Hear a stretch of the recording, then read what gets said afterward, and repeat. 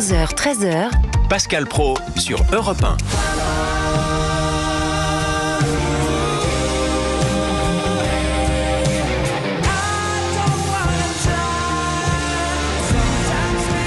Fred Karamaya est avec nous pour la tournée The World of Queen, hommage à la légende, et la bande-annonce qu'on est en train d'entendre, là précisément, c'est vous. Alors, je crois qu'en termes de chansons, c'est important parce que les uns et les autres ne le savent peut-être pas, mais c'est libre de droit. Vous avez le droit de chanter les chansons, vous payez rien à Queen. Ah si, il y a toute la SACEM. Ah bon ? Bien sûr, oui. bien sûr. Ah oui, la SACEM, oui, mais on a le droit. Par exemple, si moi je veux chanter les chansons de Michel Sardou, voilà, il faut les déclarer, ouais. Je les déclare, mais j'ai pas à lui demander son autorisation. Il n'y a pas de droit moral ou de choses comme ça. Non. Bon, c'est vrai que ça peut surprendre. Alors évidemment, Queen, c'est un groupe légendaire. Je me demandais, les grands groupes d'Europe, il y a Police, il y a Supertramp, il y a les Beatles, Rolling Stones, il y a Kiss. Bon, quelle place a Queen, et est-ce que c'est un public différent selon vous, par exemple, de Supertramp, des Rolling Stones ou de Kiss ? Alors pour moi, Queen, c'est l'un des plus grands groupes de rock de tous les temps, si ce n'est pas le plus grand groupe de rock de tous les temps. Et je pense que Queen draine vraiment tout type de public, que ce soit des jeunes. Et en plus, avec le film qui est sorti, la Bohemian Rhapsody, on peut voir que ça a touché encore plus de monde. Donc je pense que la place de Queen est bien présente dans le monde du rock. Et voilà. Alors, je regardais toutes les dates. Le 11 octobre, vous allez être au Zénith de Clermont-Ferrand. Le 12 octobre, à l'Amphi et 3000 de Lyon. En 2025, il y a énormément de dates également. À Paris, vous serez en avril. Qui est dans la salle ? Ce sont des nostalgiques de Queen ou est-ce qu'il y a des gosses de 20 ans ? Je dirais qu'il y a de tout. Même des familles. Des gens qui viennent en famille. C'est ça qui est bien. Et comme je le disais tout à l'heure, il y a le film Bohemian Rhapsody qui a aussi relancé Queen, on va dire. Et on peut voir vraiment même des jeunes de 18 ans lors de nos concerts. Ouais. Bon, vous chantez, vous avez le rôle donc de Freddie Mercury. Alors c'est vrai que Freddie Mercury, il est figé dans ses 35 ans parce qu'il est mort en 91. Freddie Mercury, de mémoire, et il était de 46, un baby-boomer, donc il avait 35 ans. Mais aujourd'hui, il aurait 80 ans, quasiment, Freddie Mercury. C'est ça qui est sidérant, il aurait quasiment 80 ans. Mais en revanche, vous ne singez pas Freddie Mercury, vous êtes vous-même, j'ai envie de dire. C'est toujours la peur, en fait. Enfin, moi, je me suis dit, je ne vais pas faire du Queen si je dois le singer. Donc, j'essaie vraiment de travailler ma voix. J'ai travaillé, j'ai pris des cours, beaucoup de cours avec des artistes de l'Opéra de Paris. Et je m'étais beaucoup intéressé à l'opéra. Et ma voix, on va dire, allait dans le sens de Freddie Mercury, parce que Freddie Mercury avait une voix assez lyrique, on va dire, un mélange de rock et de lyrique. Et ça se collait bien avec ma voix. À la base, moi, je suis un fan de groupes de rock, de Bon Jovi, Aerosmith, Scorpion et Queen. Et Queen, ça fait partie de toute ma vie. Et donc, c'est vrai que la voix de Freddie Mercury collait un peu avec le style un peu opéra que j'avais appris, et aussi le rock. Fred Karamaya est avec nous et il va proposer un live dans quelques secondes. Il est là pour la tournée, je le répète, The World of Queen. Vous êtes sur Europe 1, il est 12h41. Et c'est vrai qu'il y a une grande tradition de rock à Europe 1 qui célébrera ses 70 ans en 2025. Comment ça se passe le live, messieurs ? Écoutez, tout est prévu, Fabrice a tout fait tous les micros voilà. est là. Il y a juste le micro à attraper à votre droite. et Fred s'installe. Et donc, Fred va s'installer, Fred Karamaya. Et, quel titre ? Alors, j'entends rien. Oui, allô ? Who Wants to Live Forever ? A Kind of Magic. Eh bien, écoutez, ça nous fait c'est un medley, vous l'aurez compris. Et 5, 4, 3, allez-y.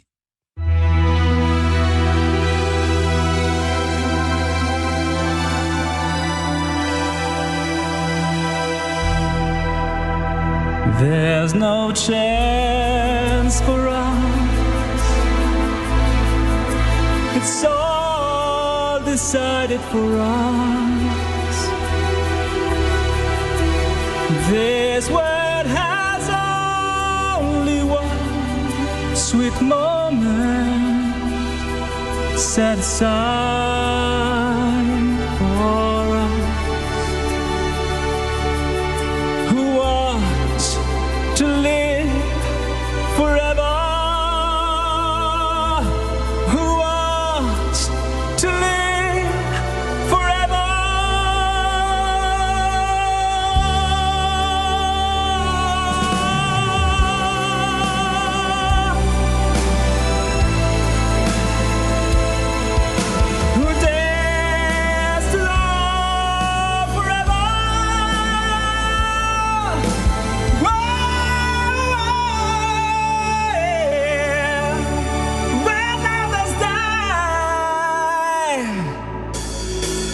One dream, one song, one prize, one goal, one golden glimpse of what should be. It's a good one shaft of light that shows the way. No more than a man can win these days. It's a the bell that rings inside your mind, it's challenging the doors of time. The waiting seems eternity, yeah.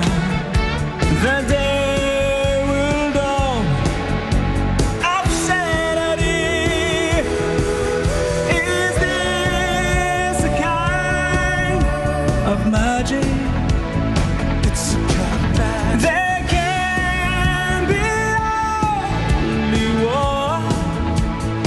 It's a kind of magic. This rage that lasts 1,000 years will soon be, will soon be, will soon, will soon be, will soon be done.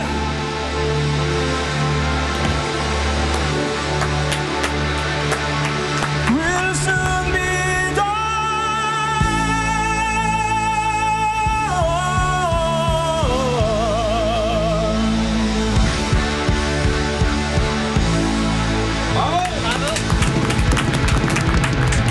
Fred Caramia pour la tournée The World of Queen. Hommage à la légende, 2 heures d'émotion, de magie pour rendre hommage à Queen. Déjà plus de 600 concerts, plus d'1 million de spectateurs. La tournée est prévue jusqu'en 2026.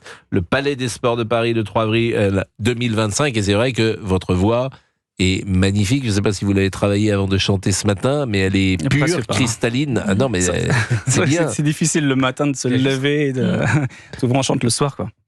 Bon, il a un petit peu répété, me dit Fabrice Lafitte, mais j'ai appris surtout, Fabrice, ce que je ne savais pas, c'est que vous pouvez accompagner par une bande-son. C'est Fred qui vous a apporté cette bande-son? Oui, c'est ce qu'on vous appelle un PBO, un Parce- playback orchestre. Et si toutes nos émissions, vers 12h40 tous les jours, nous terminions par un PBO que je pourrais chanter Non, moi-même? non,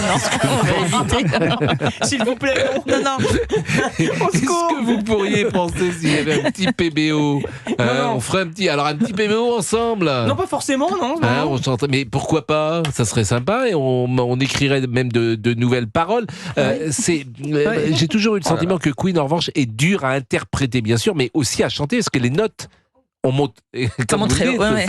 ça monte très haut. C'est vrai que C'est quelle tessiture, Freddie Mercury? Alors tout le monde dit que Freddie Mercury était baryton. Oui. Moi je pense fortement qu'il était ténor.